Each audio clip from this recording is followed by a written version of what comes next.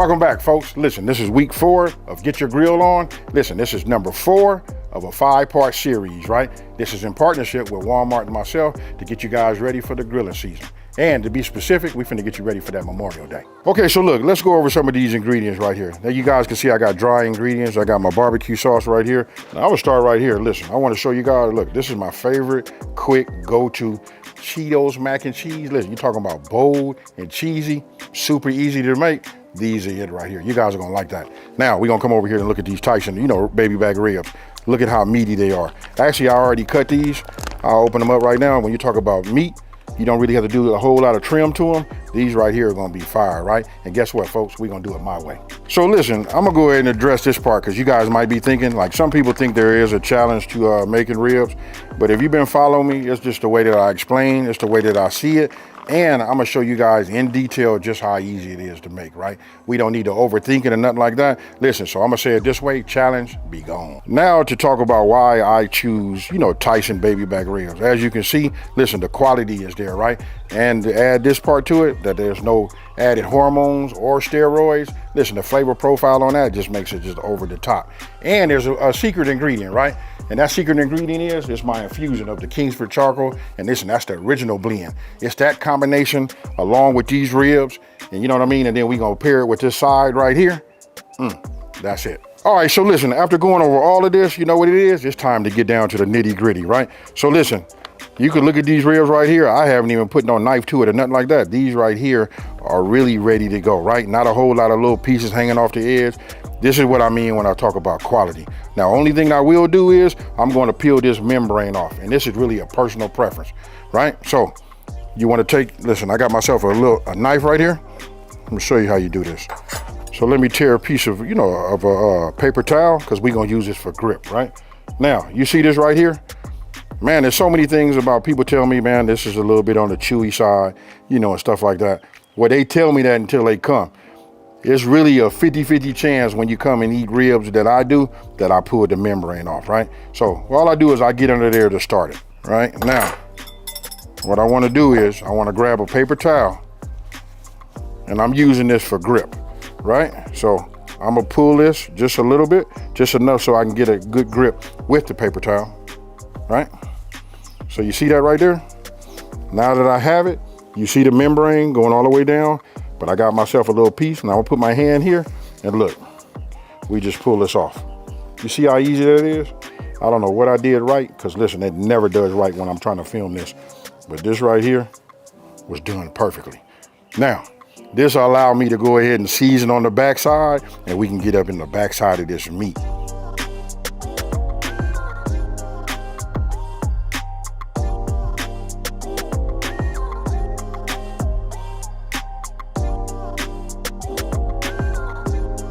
Okay, folks, so look, you can see both of these membranes have been removed, right? So now we're getting ready to go ahead and mix the ingredients. You can go to walmart.com to get the full recipe. So now I'm getting ready to take all of my dry, add them here. And what I'm gonna do is I'm just getting ready to whisk all of this together, right? You see we got brown sugar. When you got brown sugar, you know, a lot of people think about being on the grill and it'll burn, but we're using a low temperature, folks. I'm getting ready to teach you guys and get you guys to start thinking that I'm gonna be making these all the time, and these are not hard to do. So this is what you end up with, and that's how it looks, right? So I'm right here, I'm gonna use this. This is my shaker, right? This is from my burger rub, but obviously I don't have that in here. I wanna take this off, and the reason being, I wanna be able to sprinkle this on here, and I'm gonna show you about having, some good coverage on your ribs, right? So let me go ahead and put this in the inside. So you can see I filled it up, you know what I mean? So this is all gonna make sense to you once I do it.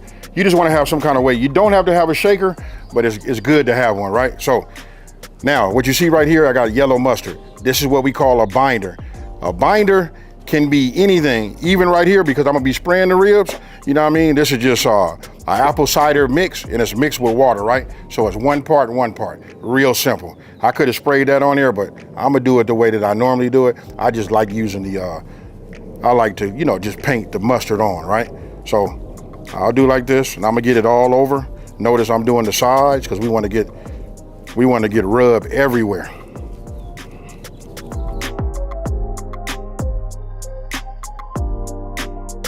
All right, folks, now look, I'm gonna go ahead and get ahead of these questions because some of y'all gonna ask me like, hey, I never use mustard or nothing like that. And they're gonna say, hey, I don't like mustard. Or some people say that they're gonna ask like, can I taste the mustard? No, you cannot taste the mustard. You know what I mean? I don't ask you to put no whole lot on there. You can look and see about how much I put on here. Now, let me go ahead and do this part right here. Why I have it in here. Now, I just want to show you folks, watch how it covers. It's just a little hard to do when you have it and you just sprinkling it on, right? Look at that right there. That's why I like to put it always in the shaker. You can see how I just travel all the way down, right? Then it's a piece of the meat you don't want to forget. Now, obviously we got some right here, right? But we want to flip it like this and we want to get a little bit there, right? And then over here, remember we painted it also? And I use the word painted because we brushed. That's what we did. So that's just like the natural, right? And then if you want to, you can give it a little pat. Now it's got a little salt in it, so it's gonna put out a little moisture, still gonna make it nice and tacky, and we do the same thing from here. You know what I mean? I like to start this way and drag it down this way, right? So you guys, there is no right way or wrong way to do it. You do it how you want to, but I'm just gonna do it like this. And look at the coverage. No, it's not too much. This right here is just right. This is why everybody wanna have AB's ribs.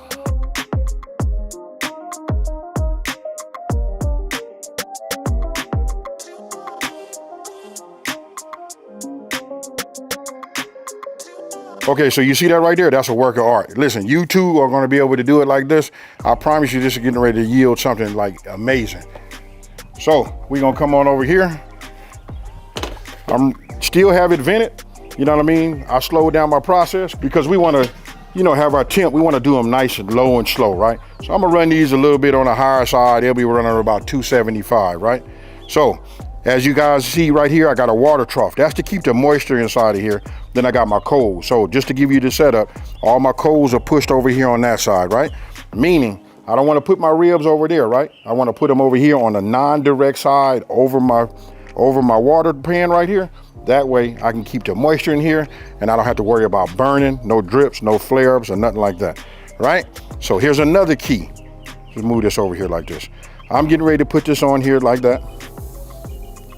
The way you put your ribs on the grill is the way they're gonna cook, right? So I like to take them and do something like push them in like almost like an accordion. That's what I want to see right there. Nice and straight, and they'll cook that way, right? So let's get a little separation in here because we want the heat to go all the way through, to be able to travel. I can go a little further so I can pick these up and put these here, right? And move these over just a little bit. Notice how I'm pushing them like that, and then notice how they stay straight. Just quality meat, no trimming. This right here is right. Right, so let me take my gloves off, right? I'm gonna close my hood, right? I already have it vented. I'm gonna wait till my temperature, comes back to temp. So once I'm about, 275 and it's holding, then we set a timer. I'm going to probably go about an hour, then I'm gonna take a look at them, right? And then we're gonna see, does it need to be sprayed? And then I'm gonna talk to you guys about spritz. That was the bottle that you saw, that when I told you I had one part, and that was it right there. The key is, listen, when you're using the, a kettle grill, you don't wanna keep looking, right? They got that saying, if you looking, you ain't cooking. So we don't wanna let it out. We got it vented just right to hold this temp. Now we at an hour and 10 minutes in. Let's take a look at them.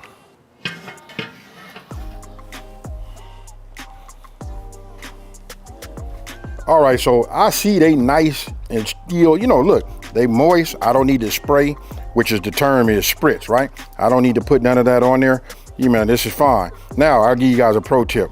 What I like to do is I like to rotate. Since this is the first half of the cook, what I'm gonna do is I'm gonna move this over, right?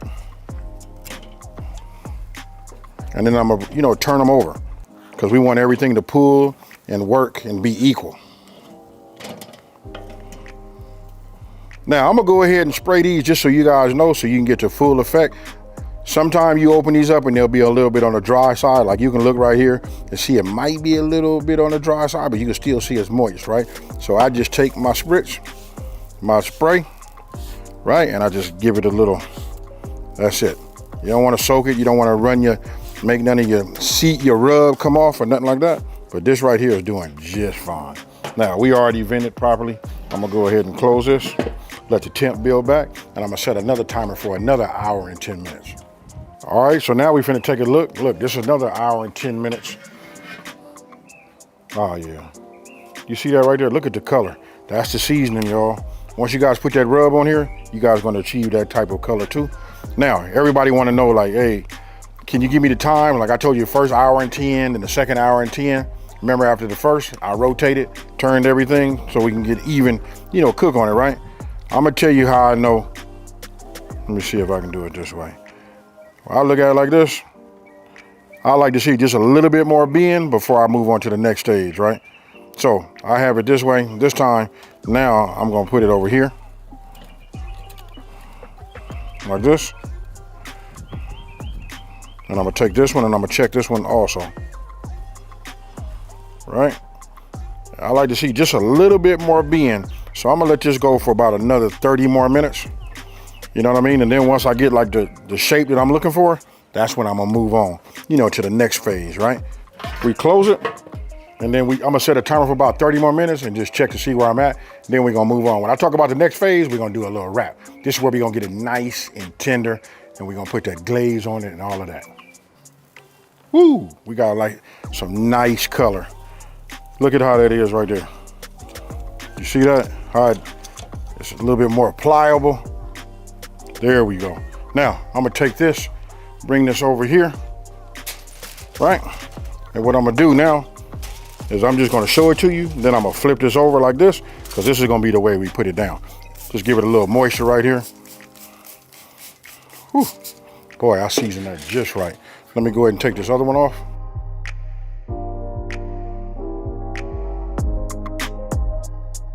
All right, so what I did was I got myself 4 sheets of aluminum, right? Aluminum foil. Now this part right here is real simple, right? You just want to take some brown sugar, and what I do is I just put it down like this, right? Then I'm gonna take my knife and cut me some, I don't know what to call them. They're not quite tablespoons, but I usually use the verbiage dollops, right? Of butter. You guys gonna love this, right? Then, remember we had that, you know, our spritz right here. So look, give it a little moisture, right? Because what we're gonna do is put it back on the grill and we're gonna let it steam. And this is what's gonna tenderize it and get it super, super soft, right? And that's already hot. Yeah, I can tell you right off the back, as soon as you put your ribs down like this, it's gonna start to melt the butter. That's exactly what you want, right? So we take a little bit more of our spray.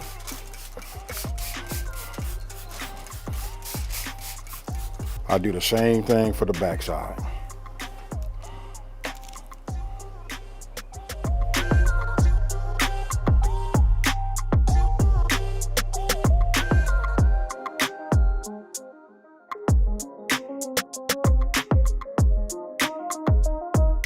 And then we just go ahead and start our wrap, right? And the reason I use 2 layers, because you know, sometimes, you know what I mean, we start to handle these a little bit on the rough side, you know what I mean, we poke a hole. So having 2, keep it mostly sealed. That way we can form that, you know, that steam in the inside. Remember, this is the top, so I'm gonna put it in just like this. And then we repeat for the second set.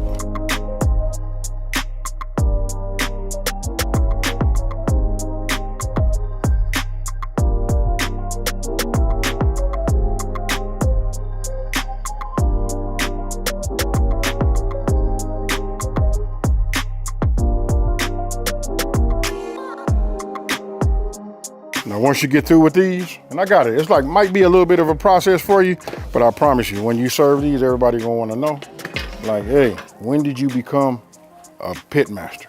Now, we're gonna put them in like this, and I'm gonna put them down, meat side down, right?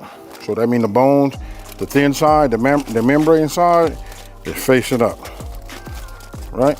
Try not to poke no holes. Remember, we wanna generate that steam, right?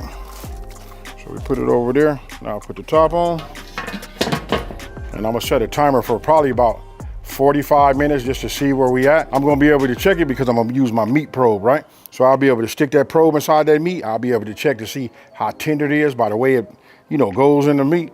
This right here, foolproof. Okay, folks, listen, we approaching 1 hour, right? I'm gonna tell you how I know. Remember I talked to you guys about the probe? Now I'm gonna take this probe right here, right? And I'm just gonna do it, well, let's do it this way. I'll turn that upside down like that, right? So when I stick this in here, that was a bone, so I hit it right, oh yeah, it's tender, right? So I'm gonna check this other one.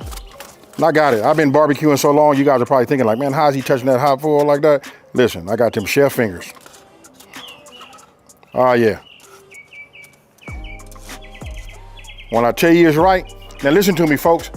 Follow these, these instructions right here, and this will get you in the ball game. If you ever been scared of it, I promise you, myself, Walmart, we done took the mystery out of this. You guys just replicate what we did, and when you put this out, everybody gonna ask you like, what school you done been to? You know what I mean? Because these right here is fire. Now, before I pick this up, because this right here is hot, I just want to show you. I put on my gloves on top of some cut-resistant cotton gloves underneath, right? So it'll give me a little buffer, so I'm able to take them. You can see they nice and soft. You know what I mean? Do a little bit of drainage, grab them, and bring them in just like that. Look at those right there. Now, let me get this other one over. Let me get it out, and I'm gonna give you two options.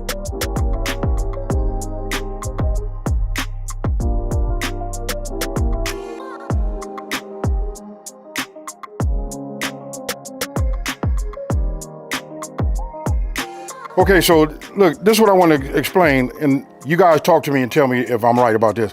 Everybody don't like to have barbecue sauce on top of their ribs, right? So I'm gonna go ahead and just do one with the barbecue sauce. So I'm gonna take this one, and that's probably gonna be the culprit right there, right? So I'm gonna take this one and put it in. I just want it to set, right? So let me move the cutting board out the way. I'm gonna bring this over here.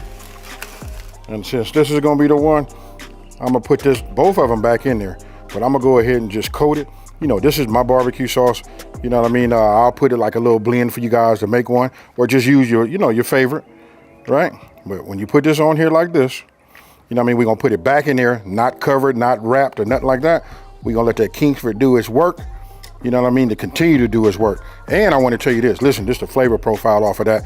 When you open the hood of however you making these, I can promise you this, you're gonna say, okay, I know what we doing, and I know it's gonna be fire, because just from the aromatic, just from the charcoal briquettes, right? And that's all we're gonna do. All we need is about 10 to 15 minutes inside. Everything is set right on the top. It'll firm it up just a little bit. Then I'm gonna go get my slicer. Hey, and don't forget, I told you it pairs very, very good with Cheetos Mac and cheese. Super easy to make. I promise you folks, for just the quickness and the flavor, how bold and everything is. Listen, I'm not finna over talk it. We finna just make them. Now, listen, we got the ribs in the inside, right? Remember, I went ahead and put the barbecue sauce on one rib and left the other one, just the regular way. That's probably like how you guys are gonna make it, right? So now we talked about the pairing. The pairing is great, and I'm pairing it with these Cheetos Mac and cheese. Super easy, quick to make. Instructions right here on the box. It tell you what you need is 6 cups of boiling water, right? So I already have 6 cups going. That's already boiling, right? So the next thing I wanna do is open up my box. And I want to add, my pasta noodles in the inside. Take out my packet and get those going. Now, once you get them in the inside, you want to just go ahead and give them a stir. You don't want them to stick, right? So I'll leave them like that. Hurry up and put this top on. And now I'm gonna set a timer for 7 minutes. All right, my timer just went off, 7 minutes. Let me drain these, hit them in the colander, and do not rinse. All right, you can see the steam nice and hot. So I said put it in the colander, and don't forget, you gotta put your noodles back in your pot, right? So now what we wanna do is, we wanna get 4 tablespoons of butter.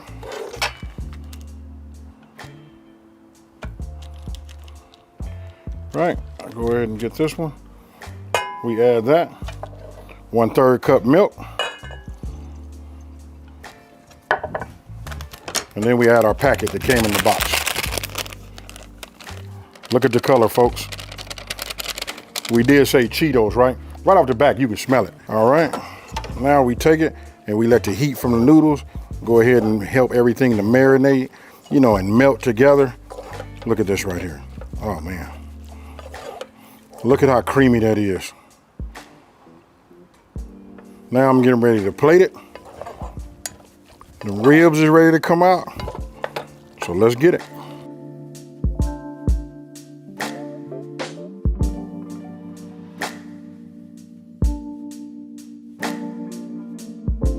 Okay, folks, as you can see, both of them are done. Look, this just set. You don't see as much wetness on the top. This is the one where we didn't put no barbecue sauce on it. And this is the one we did. Now, I'm partial to the barbecue sauce. I know you guys can say what you want to say, but I'm going to go ahead and cut this down just like this, right? So I'm going to trace this bone. You know what I mean? Let's get down in here. Look at that. Nice. It's tender. Cuts through just like that, right? So I'll lift this up right now so you guys can just see it. Look at that right there. Flavor throughout. Okay, folks, so look, after seeing that, you see the end result, right? So listen, I'm gonna give you a recap. And the recap is, look, the main thing is you guys have just seen that it's not really a chore or a challenge to make ribs, great tasting ribs, you know what I mean? Just follow this recipe just like you see, and I promise you it'll turn out, you know, proper. Right, now let's mention some of the key ingredients that we used in this recipe, right? Now it all ties into using the kettle grill, right? It starts with those Kingsford, you know, the original charcoal briquettes. That right there, just the flavor that it gives. And then don't forget, we use Tyson, you know, ribs, right? So no added hormones or steroids. You know what I mean? So that infusion of the, you know, the Kingsford, and then, you know, starting out with great Tyson ribs, that right there is fire. And then listen, so you add that, and then come on, folks. Who don't like Cheetos Mac and cheese? As you can see right there, look at that right there. That's not me doing nothing. That's the way it came out of the box. So if you're looking for a quick, you know, easy recipe that pairs great with this, and like I said, I'm gonna leave the veggie up to y'all. This is fire right here. So don't forget, this is a partnership with myself and Walmart, and guess what, folks? We getting you ready for Memorial Day. And don't forget, this is number 4 of 5-part series on how to get your grill on. And with that being said, you know how I leave all of mine. I really want to pick up this cutting board and then dash, but I'm gonna go ahead and do it like I normally do. Peace.